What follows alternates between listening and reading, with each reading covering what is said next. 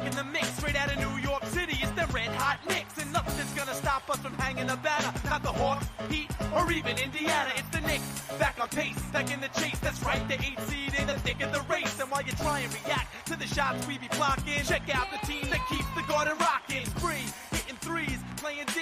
Houston launching jumps from the top of the key. And Ward, you and Child and Larry. Thomas, Big Chris, and Marcus can be.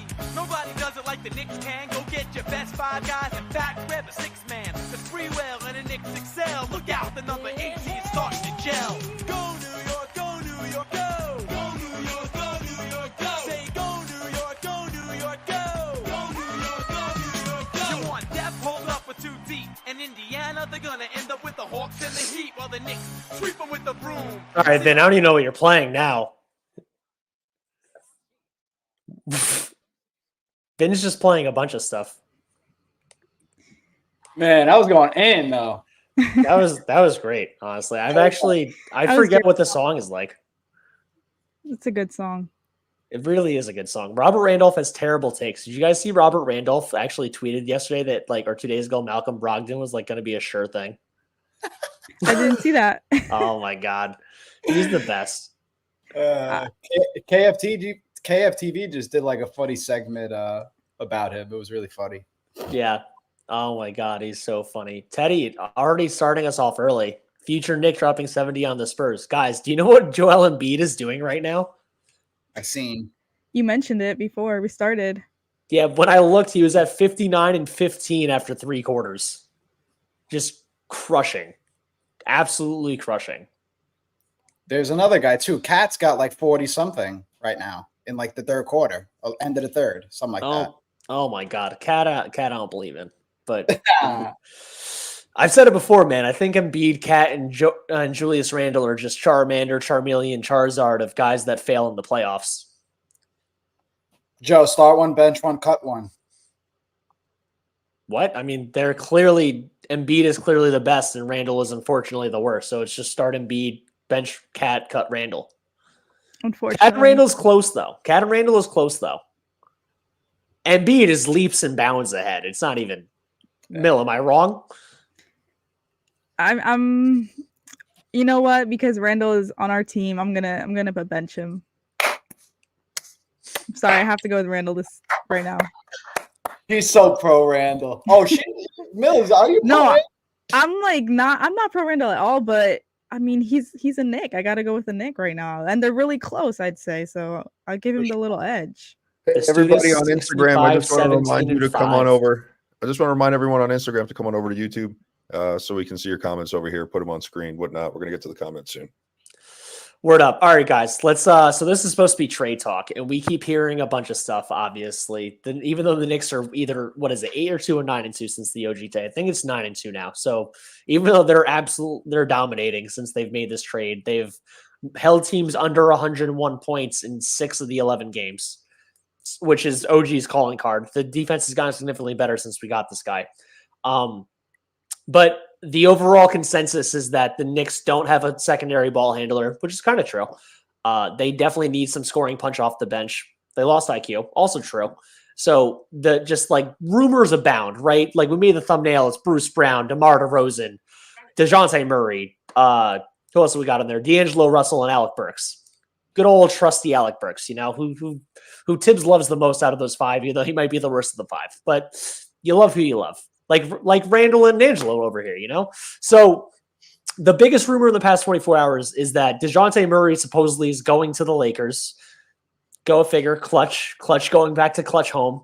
And then the Lakers and the Hawks don't want D'Angelo Russell, who has to go out on the deal. And the Lakers want to get rid of D'Angelo Russell. And who's D'Angelo Russell's agency? None other than Knicks home CAA. So, Mill, D'Angelo Russell as a backup for Jalen Brunson, being able to spell some minutes. An inconsistent player, if nothing else, over his 9 years in the league now. D'Angelo Russell played for the Nets. Even in New York, you've seen his high of highs and you've seen his low of lows. So, assuming this all falls into the Grimes-Fournier protected first-round pick standpoint, nothing more than that, what would you think of if D'Angelo Russell went from LA to New York? We all know he's not the most consistent player ever. And you can watch it on national television every year in the playoffs. But personally, I think he'd be a solid backup. And putting him on the bench, well, that would be like difference for him. I think he'd be pretty good replacement for Quickly, but then again, he's inconsistent and we don't know when he's going to have his highs. We don't know when he's going to have his lows. And specifically, that concerns me for the playoffs. When the playoffs come around, we know Quickly didn't really show up in last year's postseason. And I'm just concerned that would be the same case with D'Angelo Russell as our sixth man of the year if he comes off the bench. And obviously we don't want that to happen again. We don't want everyone to just disappear and Jalen Brunson carrying this team again. We want reliable players that could create a shot, can facilitate and relieve pressure off of Julius Randle and Brunson if they can't get it going or if they're just doing too much. We need other guys to step up. And I just don't know if D'Angelo Russell would be able to do that come playoff time when the pressure is on. I mean, through the rest of the season, for sure. He'll have some good games. And I mean, he just had a 34-point game, he's on his high right now, but when does that end? And I'm just not sure. And just so everyone knows, we're going to get to the comments as we go. We want to do a little intro real quick. The most rumored guy, he's not necessarily going to the Knicks, but the most rumored guy the last 24 hours has been Dejounte Murray and D'Angelo Russell. And it seems like based on the things of D'Angelo deleting all of his Lakers stuff. And if you guys didn't see D'Angelo Russell's post games last night, this man dropped 33 in a close. I think they lost, I'm pretty sure. But he dropped like 32 or 33 points. And he's been on a heater the last 6 games. But his post game indicated that he's probably out of LA, which is why we're talking about him and not Dejounte. So we'll all get to all the comments when we get to them in a little bit. But Ange, D'Angelo Russell, former Net, current Laker. Like I said, we've seen the highs and lows. What's your take on him?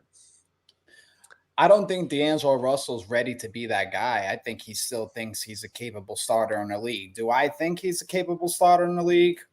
Yeah, for half of the teams in the league. I think he would be better suited nowadays, even though it's tough to put your ego aside sometimes, to come off the bench and give a team 25 minutes a game with a possible chance of closing. I just don't think D'Angelo Russell thinks he's ready for that role. I still think he could be a high-level starter. Even from a lot of the interviews, he like the way he talks about himself. And listen, you do got to believe in yourself to be an NBA player, but I think he just still really thinks he's starter caliber. And what's his contract looking like anyway, Joe? I think he has 2 more years after this, if I'm not mistaken. I'll look up the contract real quick, but just to indicate just how much this guy is inconsistent and how he's another one of those guys that just like post regular season to postseason time, he falls off.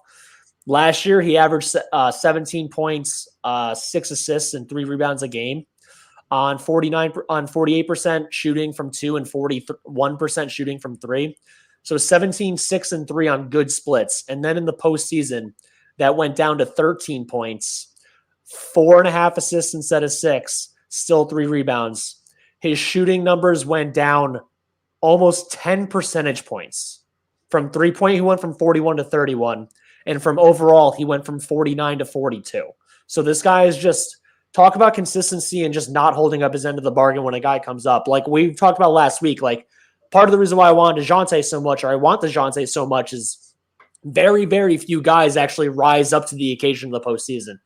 D'Angelo Russell, and you made a great point. Like this guy's ego and like dude, if you're that tantalizing of a talent and you have been your whole career and your whole life, he's 27 years old. This is like the prime of most players. 27 to 30 is when guys are the very best. Like if you're a 1 or 2 time All-Star in your whole career, that 1 or 2 times is between 27 and 30 years old. And like, for guys to go through the Jamal Crawford, the J.R. Smith scenario where it's like, dude, I was a starter. I thought I was going to be big time. And like now my best role is coming off the bench. That's like really, really hard to get. But if a guy's percentage points goes down 5% and 10% from field goal and 3 respectively, it's really hard to like not think of this guy as, hey, man, you got to be a 6th or 7th man.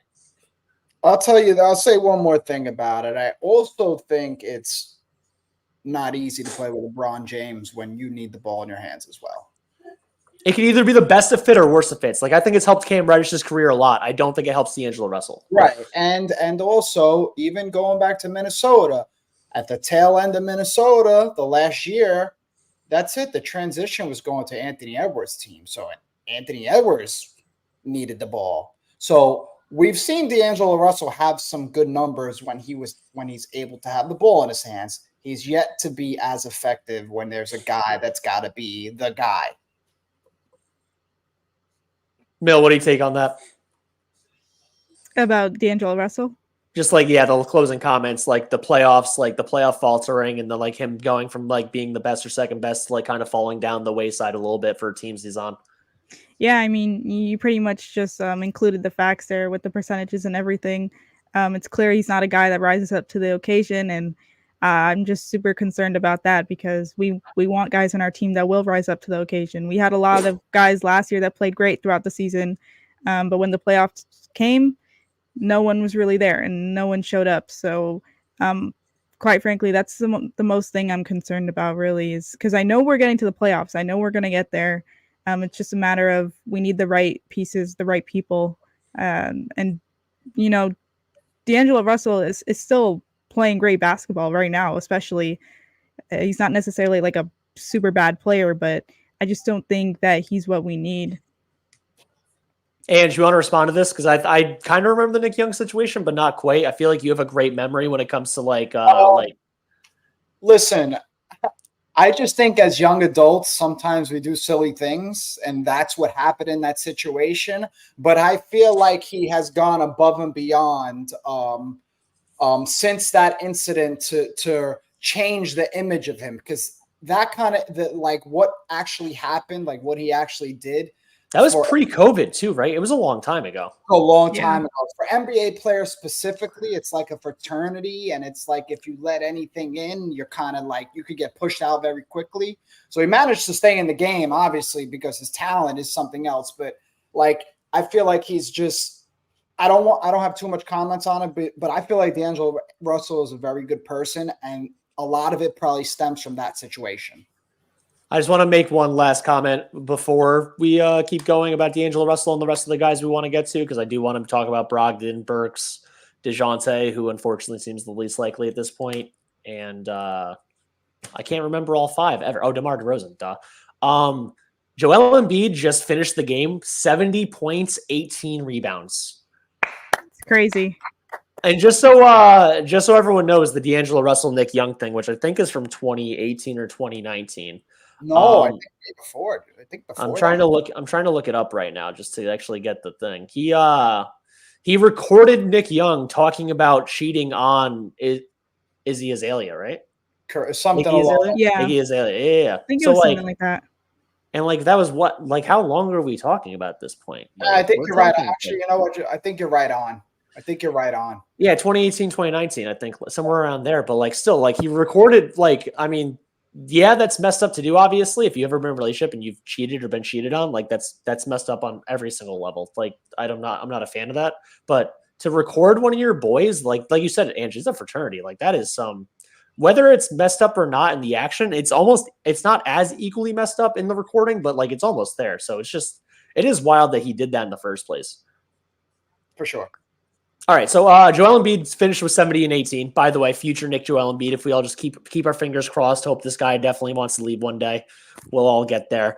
So which one of the next four guys do you want to talk about next? Alec Burks, Malcolm Brogdon, DeMar DeRozan, or... Well, the comment, if you can see it, says, get Dejounte Brogdon, Murray. Hopefully that should be the A1 guy by Matthew. Matthew Cohen, thank you for listening again for the comment. So Malcolm Brogdon, Malcolm Brogdon has been showing up the past couple of games. Like the Trailblazers keep losing, obviously. He's actually been starting. He hasn't been coming off the bench. I think they have Scoot coming off the bench, and I think someone else is it Simons that's been missing games, or one of them is missing games and stuff like that. It's just it's just been a lot. But Malcolm Brogdon's been putting up numbers for a team that he should not be on, because this dude has playoff pedigree. He's been good in the postseason. He has injury history like that, but he doesn't have an expensive contract. It falls right in the Fournier range. And like, if it's literally just Fournier in a first, like just get this guy, dude, like we need a backup point guard. He can play the two, like just he seems like the most likely scenario at this point. Yeah, and do you want to go speak on No, that? no, that's you. Then it's me. All right.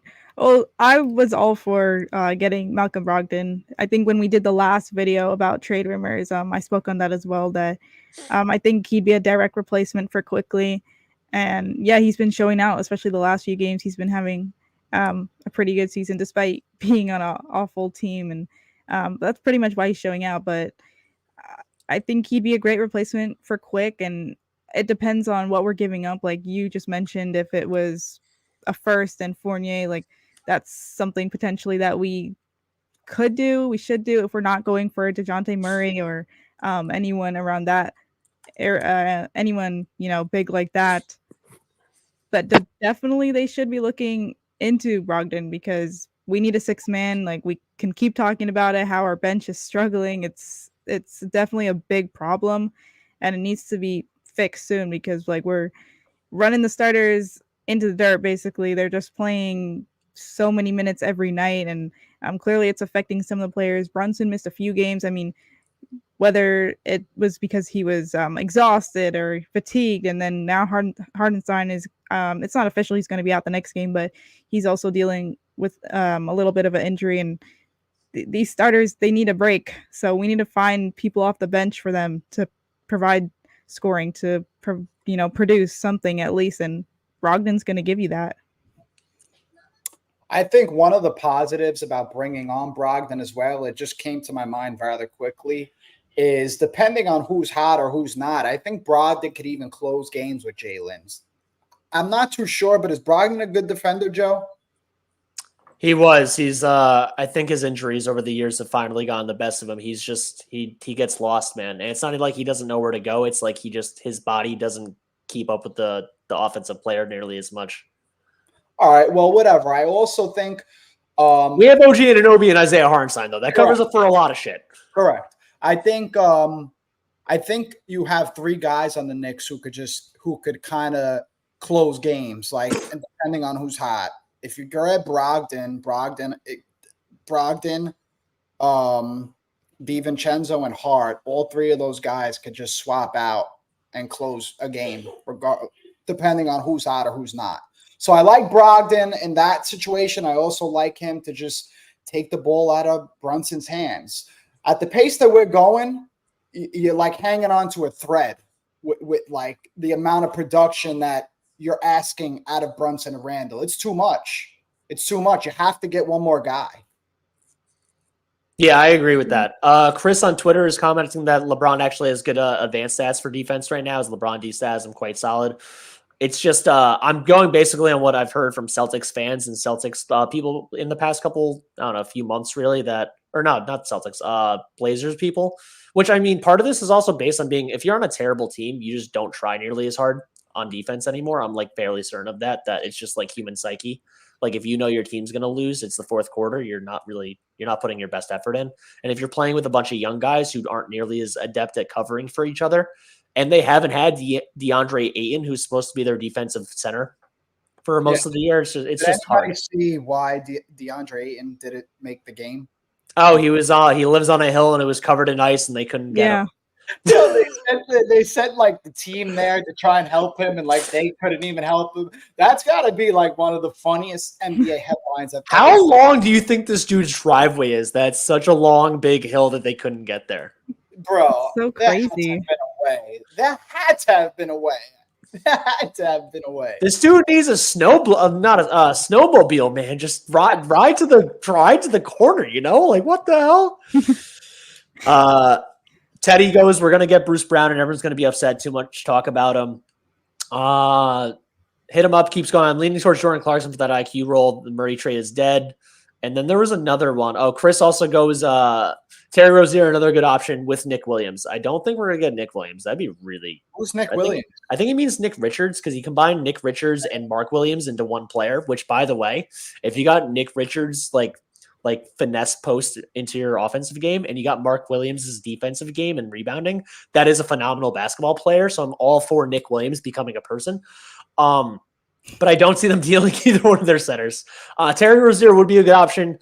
To the Jordan Clarkson thing, I don't see Danny Ainge really dealing Clarkson or Sexton at this point. They're like, what is it, 12-3 in their last 15 or like 13-4 in their last 17? Like the Jazz are now in the play-in. They went from being one of like the 6 worst teams to just skyrocketing to actual contention. And between their young team and Will Hardy, their coach, I think they're kind of, as long as Markkanen and Sexton and Clarkson are all actually available, I think they're too good to actually tank at this point. Mill, I know there's obviously a lot of people there. Let's you want to talk about the Jazz guys more or Terry Rozier for your next topic? What would you like more to do? I mean, if I were to talk about the Jazz guys, I pretty much agree what you were saying. I don't see him trading Sexton because he's been having a pretty good season, and you just mentioned that like they can be in playoff contention now, like they could be headed towards that direction. I was just looking at their record. I think they're 22-22 right now, if I'm not mistaken. But I mean, if they're headed in that, they were like 7-18 at one point. Oh wow! So I mean, they've definitely been playing better as of late, and Sexton's been doing his thing. He's been playing pretty good as of late as well. So I don't see Danny Ainge trading him right now. Clarkson, I'm not so sure of because he's been involved in a lot of Knicks rumors, and I'm pretty sure they've been official ones as well. He's another guy I could definitely see on the Knicks because he'd be coming off the bench, right? Yeah, I mean, Clarkson's playing for them off the bench now. They actually started starting Sexton over him because Sexton's more of an actual point guard level playmaker, and Clarkson's more like the Lou Williams, J.R. Smith, get the ball up type. Yeah. Ange, what do you think about either Clarkson or Sexton, or do you think Rozier's a more viable option? I think Clarkson. I would prefer Clarkson over. To be honest, I might take Clarkson over everybody that we've been rumored to get. I think even Murray. I don't think it's going to happen with Murray. I just don't think it's going to happen. But I think Jordan Clarkson is a bucket. And sometimes, in the end of games, we have trouble getting a bucket if it's not Jalen Brunson. And Jordan Clarkson can also be one of those guys. Word, I don't disagree with that. Clarkson was my second highest on my list when we started talking about this. When I went on SNY with Brandon London, I literally mentioned Jordan Clarkson as like the guy. I wanted Clarkson more than Brogdon, not as much as Murray because I think he's the best player overall out of these guys. But from like the next tier down, but like his price tag, his playmaking, and like their record has just gone too high up. Chris over on Twitter again. I think nope, wrong one. Sorry, hit him up. Although if Scary Terry goes to Miami, that kind of sucks for us. Rozier's stats are crazy similar to Brunson right now. I feel like he's being very underrated. I actually got his stats up currently. He's averaging almost 24 points a game, 3 rebounds, 4 rebounds, almost 7 assists, 24, 7, and 4. Wow. 46% shooting, 37% from 3. Solid. I mean, dude, Terry Rozier has always been, he's called Scary Terry for a reason. He could put up 40 on you if you're not paying attention. Like, he's a great offensive player. He's not a good defender. Most small guys, obviously, we cheer for Jalen Brunson. Even though he draws charges, like it is what it is. Like if you're small, you give up shots. But like we have a team set up to like have guys that aren't necessarily the best defender as long as there's only 1 or 2 of them out there. Dude, if hit him up's right now, and this dude actually goes to Miami, who definitely needs playmaking the same way we do, the same way the Lakers do. It's like very top heavy. Like that would suck. Just straight up, like if Miami actually gets one of these guys, especially because Jaime Jaquez right now is also injured for a little bit. Like, can you guys just imagine real quick? We don't talk about Miami enough on this podcast, I feel like. And I feel like that's kind of our fault. It's like you kind of want to block the boogeyman out altogether and pretend he's not there kind of thing. We keep mentioning Philadelphia. We keep mentioning Milwaukee. We keep mentioning Boston.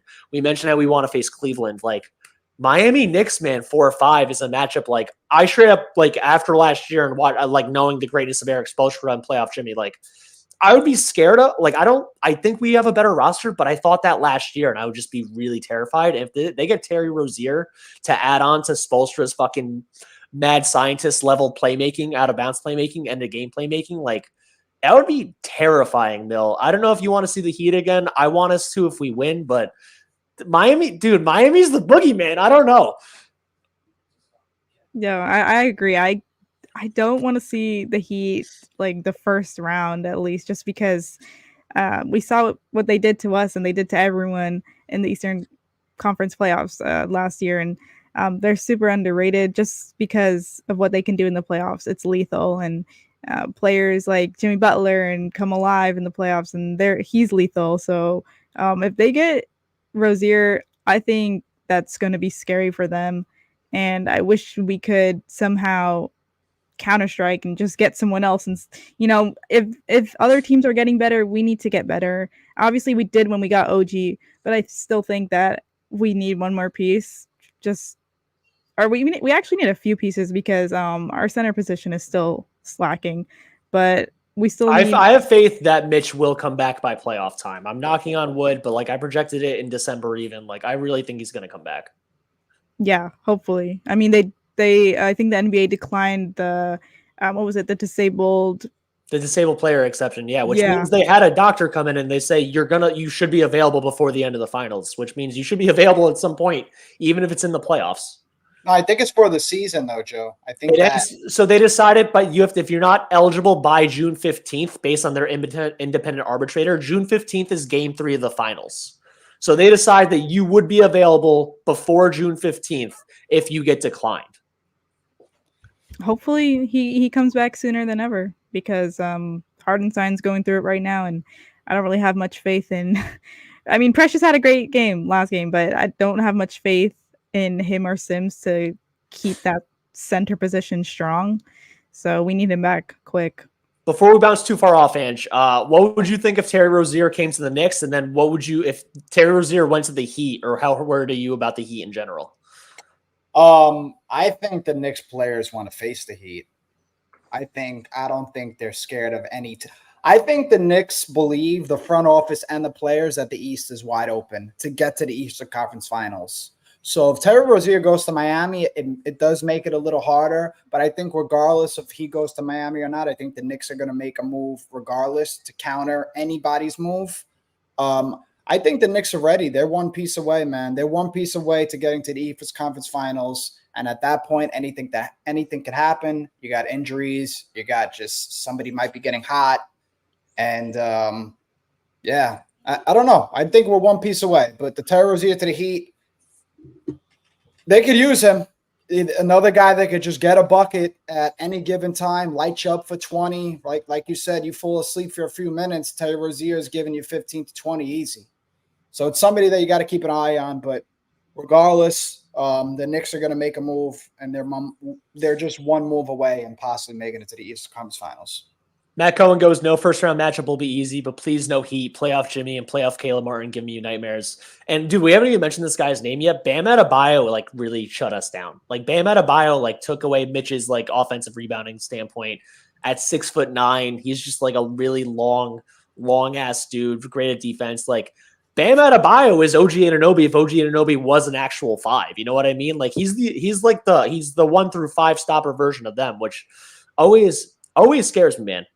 Always scares me. Javi, thanks for joining, man. I see you're on Twitter. If you want to come over to YouTube, give us a sub, and all that stuff, it'd be great. Rozier on the Knicks would be great. He has the belief he's better than he is. Great defender. I wouldn't use the words great defender. He definitely can try sometimes, but he definitely believes he's better than he is in irrational confidence, can shoot you into or shoot you out of a playoff game. And we already have Julius Randle shooting out of a lot of playoff games. So if we can have another guy that can add to the variable and it be positive, I'm all for it. Chris goes, when I respond to this, Bill, and you can go first. Would you bench iHeart when Mitch comes back? We'll assume Mitch comes back mid-March. So he would have the runway of 10 to 15 regular season games into the postseason.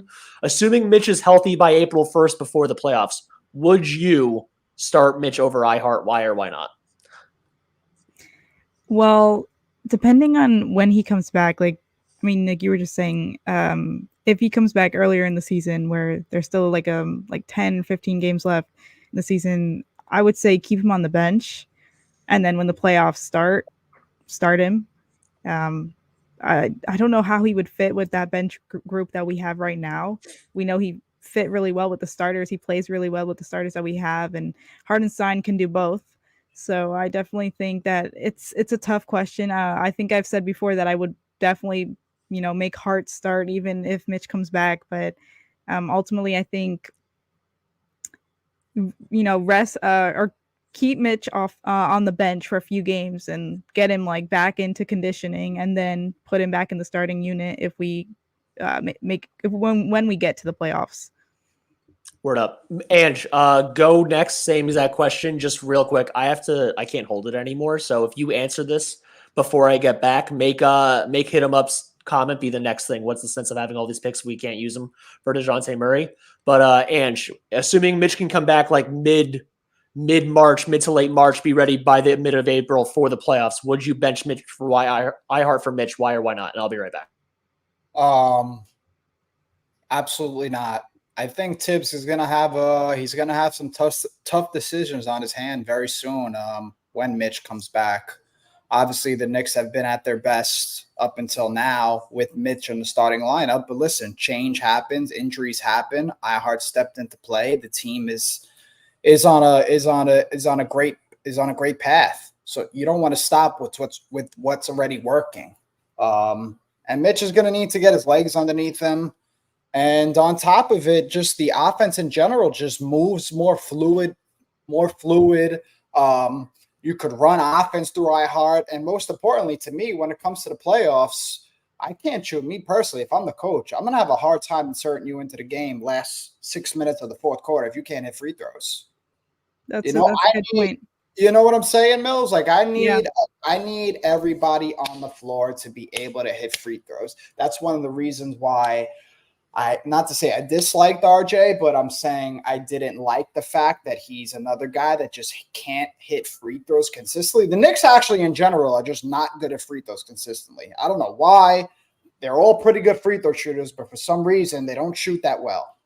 But yeah, I like iHeart and starting lineup, and I've been saying I think that there's a chance maybe this summer that if iHeart just continues his play, that the Knicks are able to keep iHeart and hopefully move off of Mitch and put him in a deal with whoever they're looking to acquire this summer.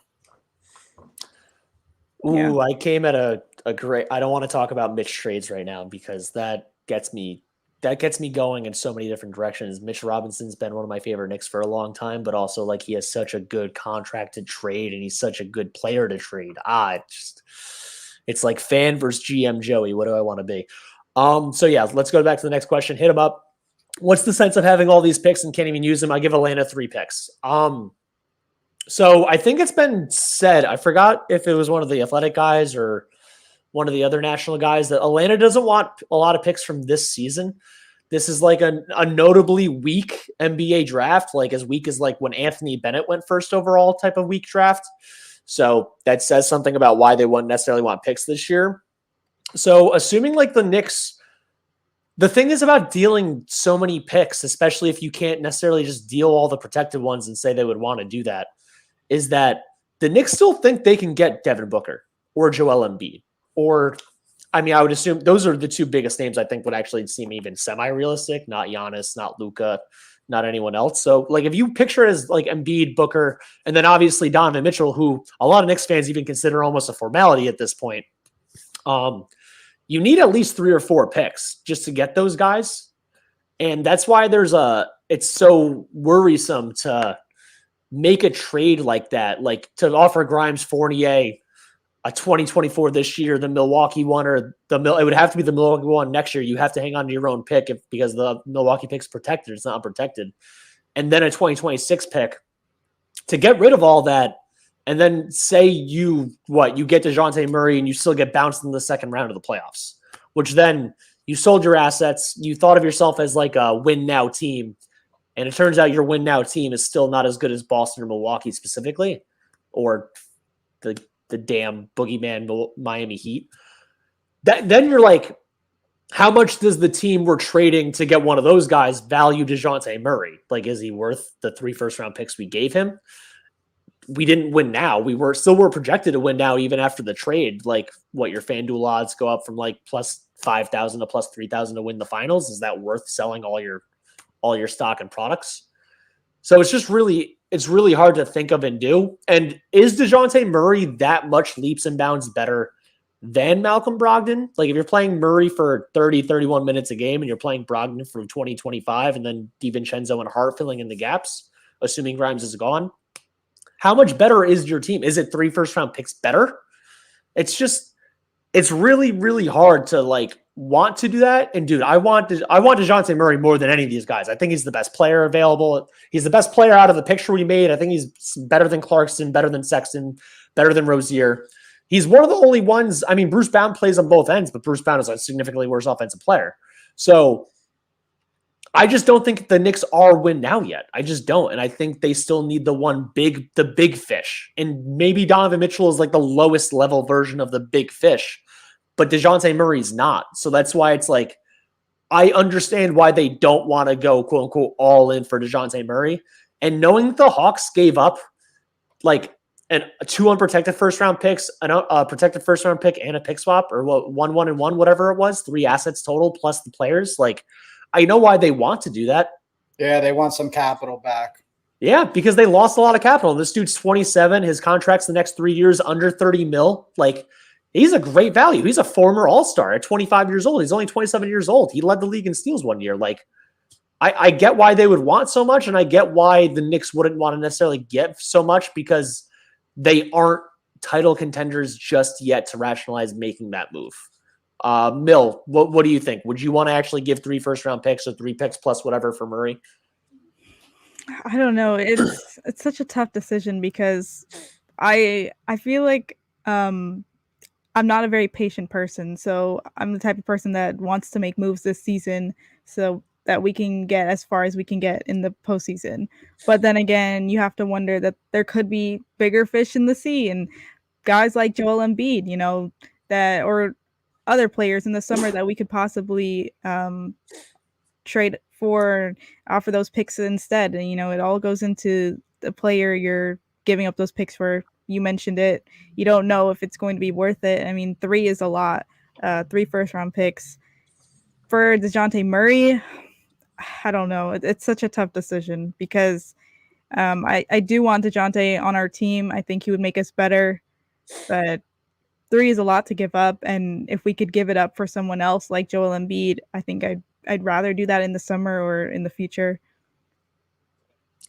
Ange, before you go, I just want to read D-Buckets real quick. We can't give Atlanta a better package than the Lakers, 48 Grimes and 2 picks.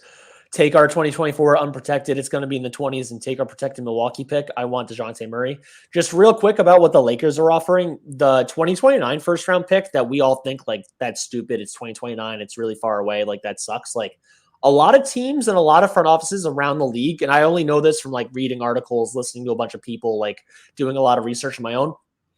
They think that 2029 first-round pick, if it's unprotected, it could be, like, a top 3 pick, a top 5 pick, because once the Lakers lose LeBron, AD's contract is up by then, and they're in cap hell, and they have none of their own first rounders because LeBron James made them trade them all. GM LeBron made sure player LeBron got a title. He got a title. He still kept trading picks because he wants to catch Jordan. He's not the GM, though, and he doesn't care about the future, which is why that one pick is valued so highly versus picks in the 20s this year of a weak draft. And Milwaukee's pick next year, literally, they're still going to have Giannis and Dame. There's a chance that's like the 30th or 29th pick. So it's like, do you want I like bringing up like the Family Guy thing where it's like Peter Griffin wins the boat, right? He's like, they're like, oh my God, and Peter, behind door number 1, you won a boat. Or you can open up this magic box. And Lois goes, take the boat. And he's like, what do you mean, take the boat? This is a magic box. It could be anything. It could even be a boat. It's like the unknown. People love the unknown more than they love the known, even if the unknown could be worse. If it's far ahead, they're going to project it being the best case scenario, not the worst case scenario. The 5th overall pick in 2029 sounds better than the 25th this year and the 28th next year. Sorry, Ange, I didn't mean to go through all that, but would you be willing to go back to the original thing? Would you be willing to give up 3 first-round picks plus Grimes and 48 for Murray? Why or why not? I think we're going to find out sooner rather than later if the Knicks decide to give up. I don't even know if 2 picks. We didn't even give up no picks for OG. How much more valuable would DeJounte Murray be I mean, not Grimes. RJ and Quickly on their own are worth quite a bit. I mean, Quickly is like the point guard they need, and then obviously RJ is under contract for 3 more years, and they gave up the 31st pick this year, which I know the thing is like, oh my god, it's like the first overall pick because it's Detroit's pick. Detroit actually, it could be the 32nd pick or 33rd pick. You never know, but they gave up an early second rounder, RJ and Quickly. So I think if they had RJ and Quickly, that's probably worth more than what Dejounte Murray is, but it's close, you know. So if RJ and Quickly were both on the Knicks and Dejounte Murray was still rumored, and we made a trade for Murray, they would both be in it. I don't think that you would have to make the trade without having OG, because the Knicks boosted their defensive like stalwarts so much, but got rid of 2 of their 4 best like playmakers. You know what I mean? So you wouldn't be needing Dejounte Murray. I think if there's an inkle of truth or an inkle of this much of a possibility that the Knicks have an idea that they could get somebody that's the white hat guy, they're going to hold on to their assets and as many assets as they can. Word. I agree. I honestly, like, if they want more than 2 picks, I don't think the Knicks are the ones doing business. But in the end, like, I feel like as Knicks fans, we have to train our brains to like to not think to not even think as Fournier as a part of any deal, because he hasn't played in 2 years. So dude, he's not a positive asset. He's literally just there to match. Right. So it's how I viewed the Raptors trade is that we all had an idea that we weren't going to get Quickly back, and that he was going to sign for more money elsewhere. He wanted to be a starter. So I trained my brain to think that trade was just Barrett for OG and those filler pieces. You know what I'm trying to say? Because there was no way we were keeping Quickly. So I just try to think of it that way. 100%. I agree. Vin's trying to hijack the chat right now, saying that would the Spurs move Keldon Johnson for Grimes plus a pick? Keldon Johnson makes $20,000 this year, so again, it falls into the Grimes 48 a pick thing. And I don't think the Spurs have any reason to deal Keldon Johnson or Devin Vassell. They have no good players around Victor Wembanyama, so they're not going to trade this guy for any reason. Mill, to go back to, I actually saw something I really wanted to talk about. iHeart Defensive Player of the Year candidate. Who? Fournier and Grimes. Grimes is replaceable. No. Oh, here we go. And Andrew, you're probably going to love this question too. And by love it, I mean hate it. Teddy goes, can we please talk Randall? He has to be gone in a deal for Embiid, right? How else would we get him? You want me to answer that? I want Mill go first. So Mill, how do you think the Knicks would have to get Joel Embiid? Not even, don't worry about the money. I could clarify that afterwards. Just like, who do you think would have to be in this trade? Well, Teddy, I definitely think that Randall would have to be in the trade. Just because I'm not a money person, so I don't know how the contracts line up. But from what I've heard before in past rumors where we brought up Joel Embiid like over the summer or months ago, most people had Randall in those trade packages. I don't know, like a team. I don't know if a team could exist with Brunson, Randall, and Joel Embiid, money wise. But how else would we get him? I don't know. What do you think? And you can go ahead. Just so you guys know, this year he's making $47.6 million. Next year, which means if this trade was in the summer, he has a $51 million cap hit. I think that if the Knicks land Joel Embiid, yes, I do think Randall's probably a part of the deal. And as I don't even want to say that. I'd rather him be a Knick, but I think that in that situation, like Randall's a good stopgap for the 76ers, for a team that's still probably going to try to want to win with Tyrese Maxey, but not be a championship contender and figure out the rest of their roster. Listen, as much as I would hate to say it, Randall is probably a part of that deal, and I'm sure along with a boatload of picks and whatever amount of filler pieces we need. And I don't even know if we'd have to take on Tobias. You know, maybe they want to get off Tobias isn't expiring this year. He's done. Tobias is expiring, so he's got to be a trade candidate this year, no? I think that, dude, he's their third best player and they have championship aspirations because they have Joel Embiid. So they're on a roll. Just keep it rolling. Yeah, exactly. Benjamin tricking him from Twitter. Hi, LOL. Embiid will never be traded. Benjamin, if you believe a superstar will never be traded, I have the past 30 years, 50 years of NBA history that doesn't count Kobe Bryant, Dirk Nowitzki, and Steph Curry as superstars that were traded. So I don't know if you're a 76ers fan stopping by, if you're just not a believer. I'm not saying Embiid's going to be a Knick, but I would bet my life that he gets traded one day at some point. Hit him up, 60 and 7 P. Oh, Cat ended up with 60. God damn. Wow. We knew Embiid got 70. Cat ended up with 60 points. Yo, the league's going crazy tonight. Dude, you know why? Because none of them are playing OG Anunoby.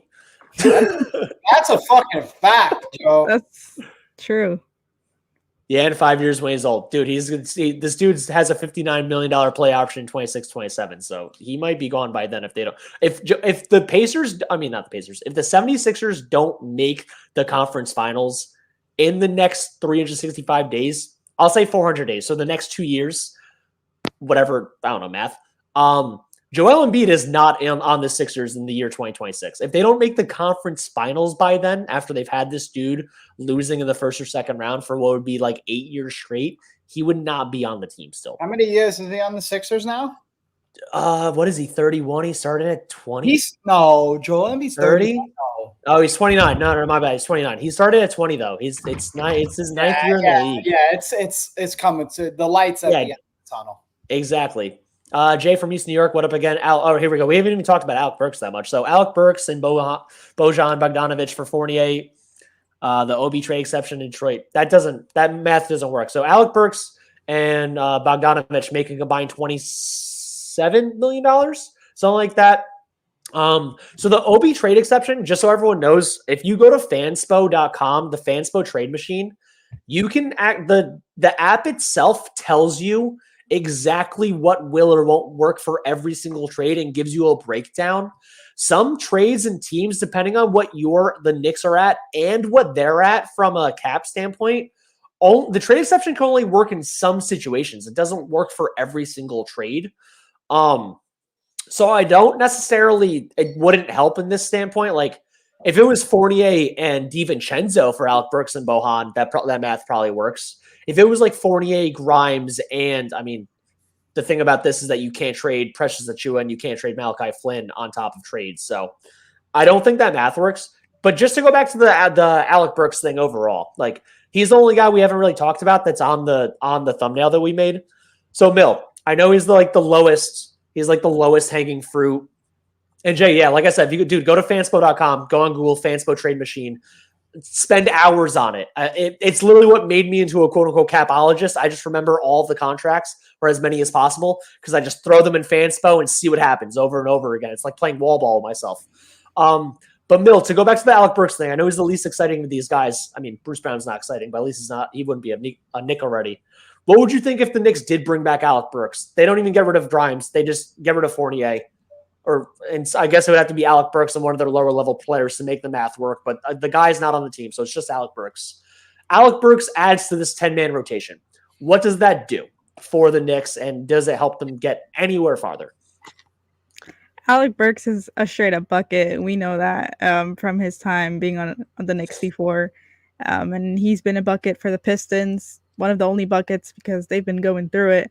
But he can give you buckets off the bench, and that's what we need. Does he make us better? I mean, technically he does because he will make our bench better, but I'm not sure if we're headed in that direction towards becoming a finals team, a Eastern Conference Finals team with him off our bench. But he can provide a lot, because he's a veteran and he, some of the guys on the Knicks still clearly like him, and the chemistry could be there. So there's some pros to Burks, and we might not even have to give up Grimes, as you mentioned. So that's another pro right there. I'm kind of here for it. If we are, done with Murray and Brogdon is off the table or anyone else, then I'm fine with him being the last straw. And I want to word the question a little bit differently for you. I feel like you always have a good pulse about like the people's reactions to things and whether they are not overreacting or their fandom isn't coming in. How much do you think the Alec Burks point guard experience hurt what fans remember of Alec Burks the player? Because Alec Burks the player, when he's not forced to be a facilitator, is a bucket off the bench. So do you think that hurts what a lot of people think? And would you want them to bring him back if worse came to worse? I think we got a good sample size of what he looked like prior to him being thrusted into a role that was not really for him. Big Money Burks, one of my favorite nicknames of all time. The guy could do what he's been doing his whole life, get buckets, and he's going to walk up the court with a stone face, no reaction. Dude's beloved by his teammates. I'm sure he's a great locker room guy. He's a Thibs favorite. So that just fits the bill. And he fits the need of what we could use right now. So I think I don't think he's on the Knicks top. I don't think he's the top target. But I think if it comes down to it, if, everybody starts getting checked off, Burks could be back on the Knicks. I mean, dude, like I said, if worse came to worse, if like they Almighty Finesse is saying no Burks, no thank you. By the way, I wanted to say real quick, he also goes, if we bring back Burks, let's bring back Noel. Almighty Finesse, they already have Nerlens Noel. His name is Precious Achiuwa. They got the newer version of Nerlens Noel. This Nerlens Noel thinks he's Kevin Durant, which actually adds a lot of layers to who he is as a player and their personality, honestly. But that's neither here nor there. Finesse also goes, the only players I want to trade for is Murray or Sexton. We've talked about Murray a lot in the past week or 2 weeks. I feel like Murray's been all over every team. The Lakers and Knicks have two of the biggest fan bases. If you go to Lakers Twitter or Lakers Reddit, it's Dejounte Murray and his mother. If you go to Knicks Twitter or Knicks Reddit, it's Dejounte Murray and his father. You need to get Dejounte Murray at all costs. That hard stop, no ifs, ands, or buts. And if it really comes down to it, and the CAA and clutch mobs do what they do, he's clutch, and the Lakers 2029 pick is seen as the best asset out of those things. And that's why I'm glad you actually make the next comment. Y'all heard us getting D'Lo. That was our first 10 minutes was why Dejounte Murray might lead to D'Angelo Russell on the Knicks, because D'Angelo Russell's CAA, they want to upgrade Murray to D'Lo. D'Lo would be an upgrade for us from... And this really hurts me to say, because Mill, who's my favorite player on the Knicks right now? Wait, say it again. Who's my favorite player? Who's my favorite player on the Knicks right now? I mean, it's not. Other than OG, who's my favorite player in the league. My second favorite player. I told you this last time. It's Brunson's backup. Okay. It's Deuce McBride. Benjamin knew it's good. Dude, that's the thing. What would hurt me the most about getting D'Angelo Russell is that once again, Deuce McBride would just be knocked out of the damn rotation, which hurts me a lot. Right, showing us the other day. He's not capable. Dude, Deuce McBride he's not a point guard at this point in his career. He's like a really, really small wing. He's great at defense. He can body guys up. He's like Alex Caruso trying to cover power forwards. Sometimes it works. So suspect right now. That's the only problem with it is it can't break down his offender. Dude, if Deuce McBride was 6'5" instead of 6'1", he would be a top 10 defensive player in the whole league. I firmly believe that. He's just not. And he can't be a point guard based on his handle right now. You're totally right. Which is where the D'Angelo Russell thing came in, that D'Angelo Russell would fill a need that the Knicks have right now to upgrade the backup point guard role. Not necessarily a backup player, just the backup point guard role. Jay from East New York. I do agree with this overall, though. I don't want D'Angelo Russell on my team. He fills the need, like I was saying, but at the beginning of this, we spent a lot of time. D'Angelo Russell sucks in the playoffs. His percentages went down 5 and 10% respectively. He plays less minutes. He does less. He has more turnovers. He's just inconsistent and shows up. He doesn't show up at the right times.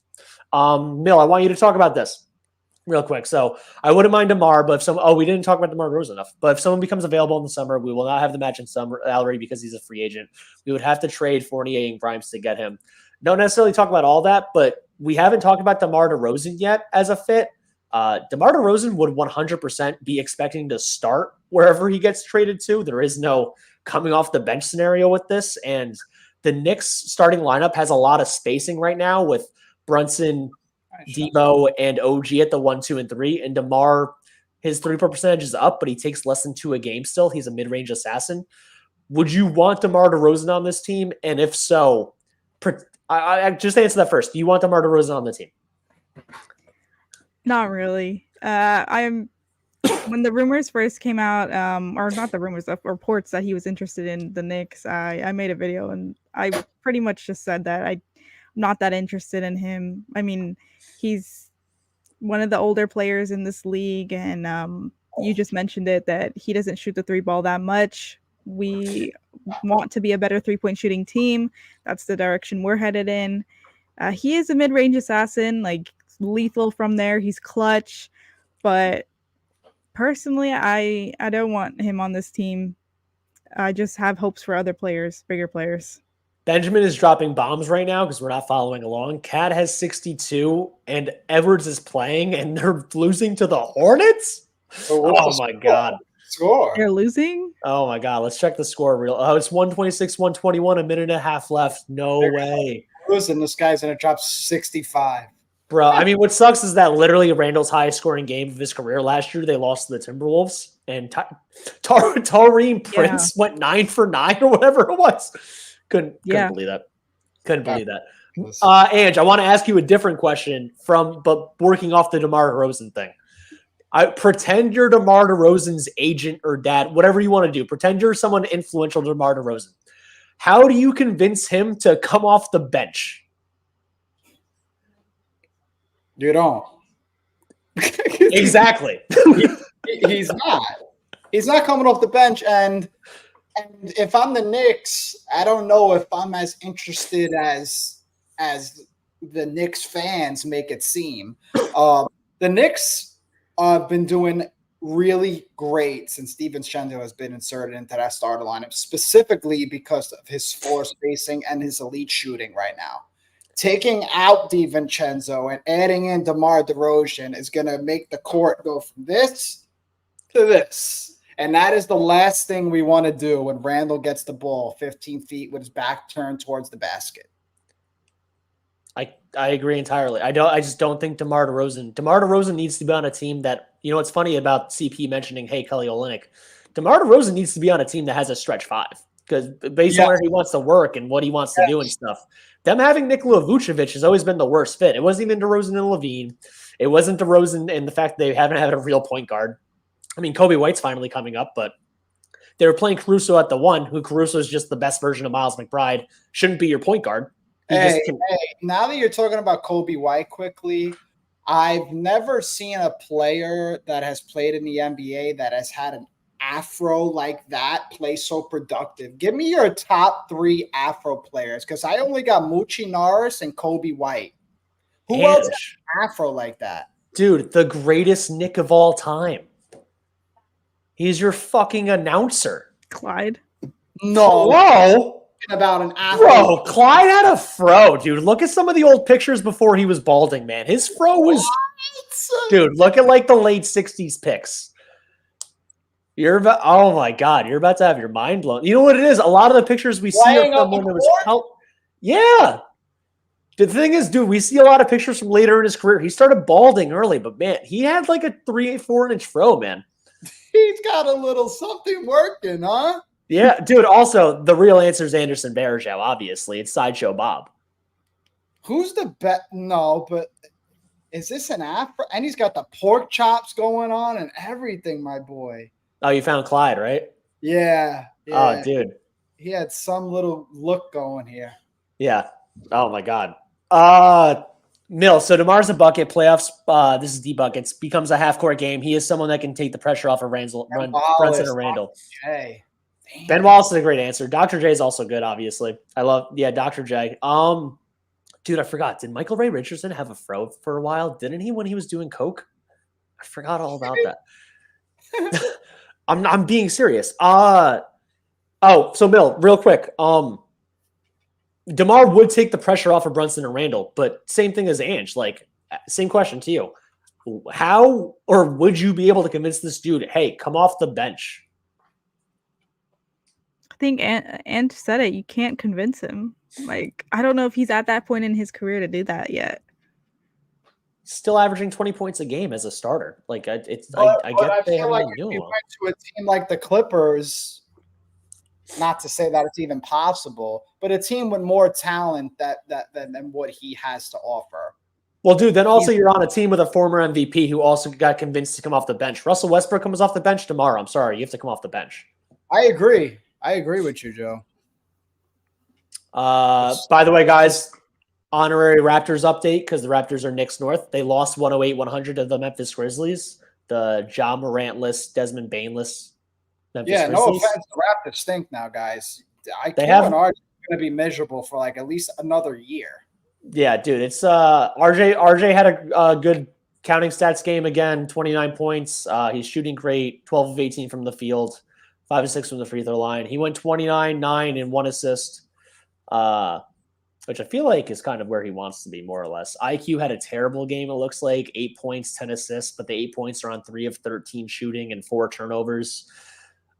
Guys, anyone that's an RJ or Emmanuel Quickley fan, and I still identify as an Emmanuel Quickley fan, hard stop. I love Emmanuel Quickley. I wish he could have stayed on the team when they didn't sign him and they signed DDV and they extended Hart. Whatever, writing was on the wall. Business, it is what it is.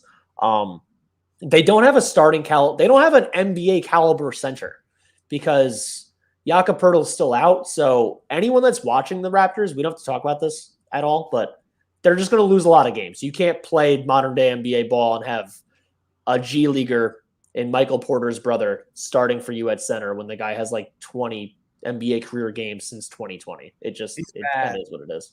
He's bad. Dude, I mean, good for this man for like his brothers in the league. He made the league. Like, dude, you're living out your dream. That's fucking awesome. Phenomenal. I would die to play 1 minute in the NBA. You know what I mean? But like, not everyone's meant to be there. Side note, Bruce Brown paid Michael Porter Jr. $10,000 for his jersey number when Brown got traded to Raptors. Yeah. He paid Dejounte Porter? Yeah. Dude, he's on like a 2-way deal. That's fucking, he's like doubled his income. Did all right. He made out. Mill, here, this is for you. Imagine Brunson and Donovan Mitchell together will be like AI and Kobe. I think we're past that, though. How crazy is that? We're past that, I think. I know, it is crazy to think about because, you know, we wanted it ever since, like, 2019? Or what was the summer that RJ got his extension instead of trading him for Mitchell and everything? That was in 20. It was not pre-COVID. Oh, wait. No.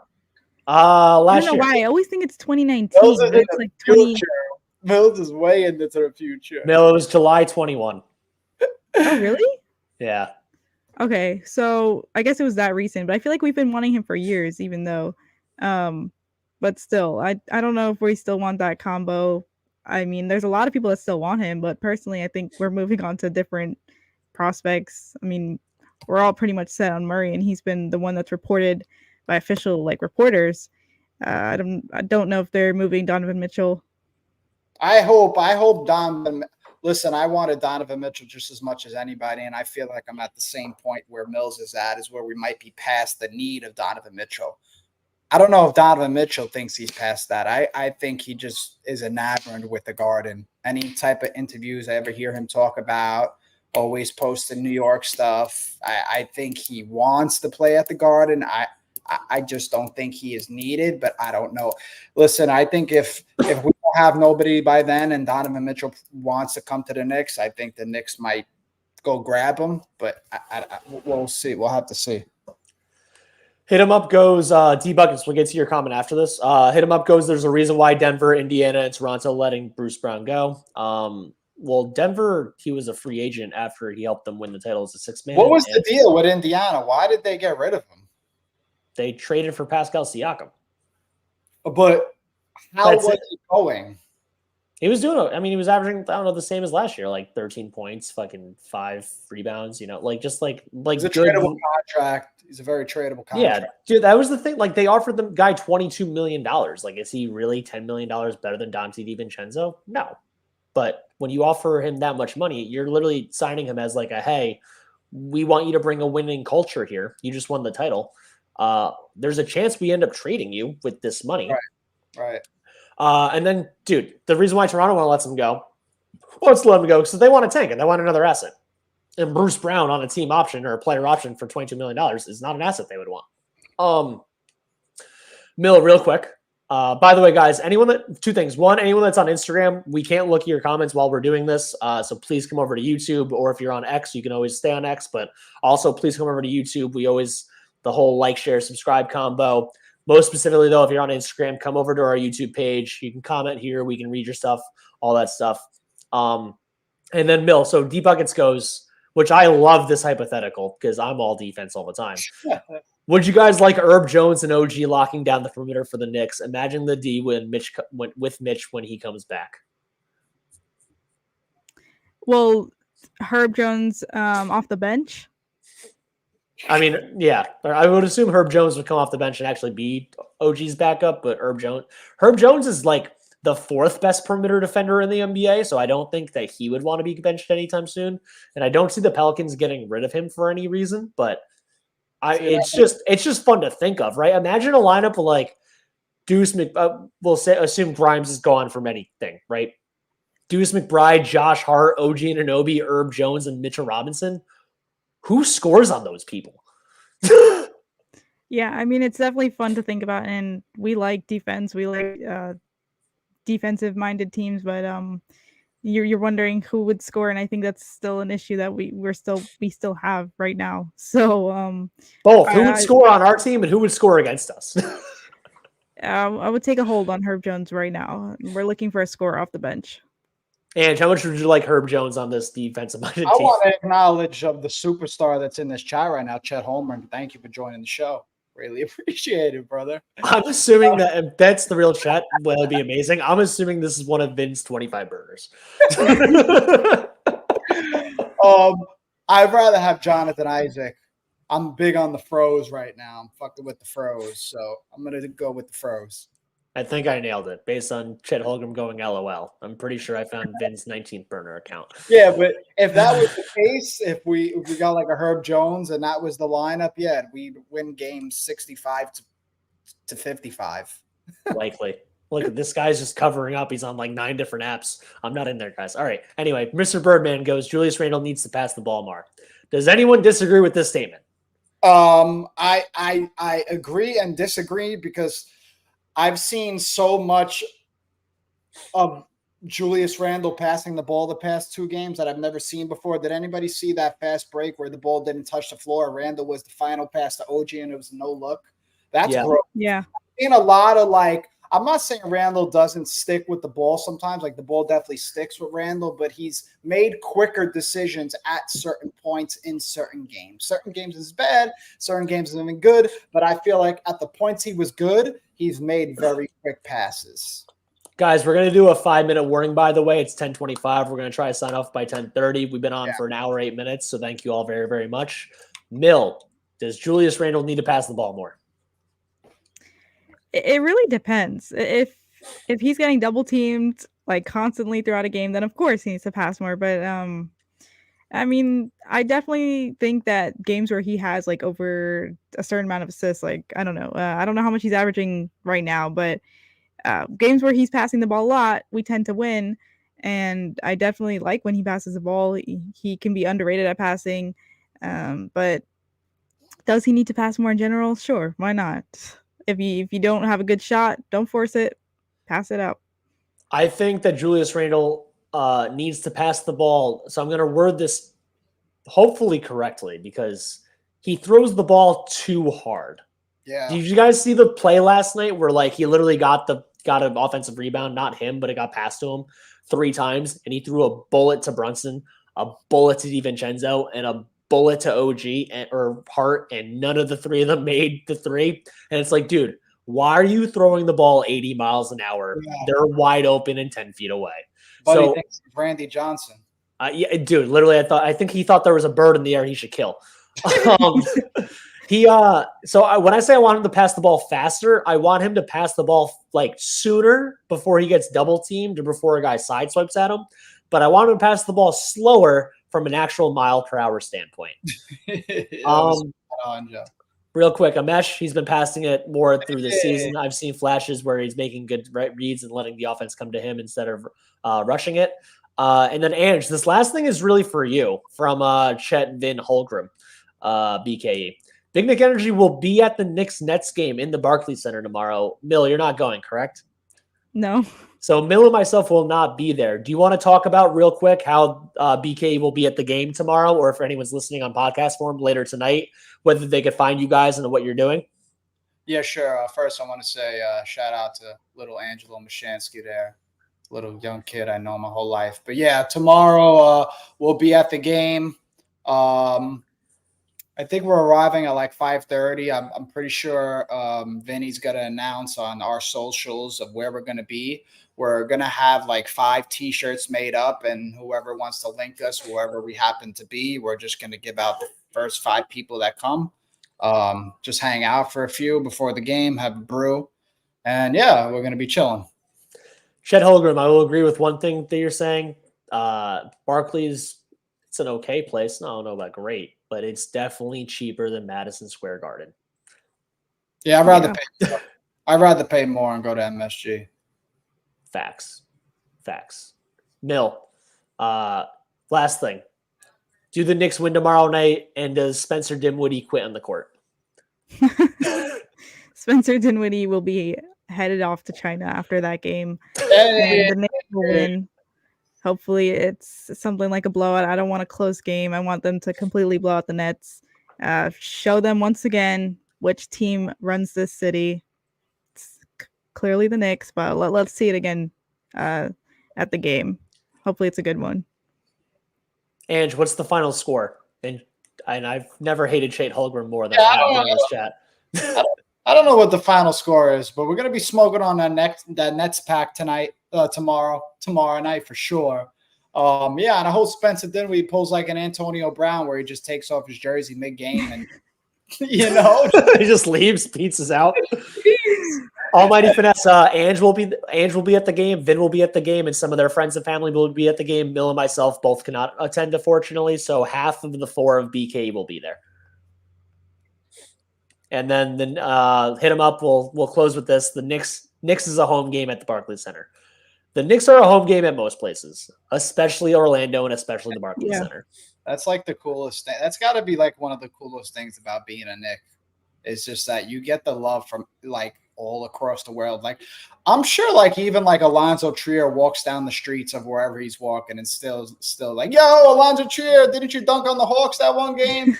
Like, they gotta know you, bro. You're a Knick. Yeah. Here we go.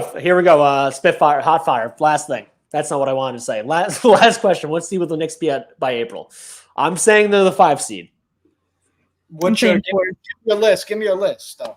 Boston, Milwaukee, Philadelphia, Miami, Knicks. Mills? I say we go 4th. Boston, Milwaukee, similar to what you just said, Joe. Philly, and then us. Where's Miami right now?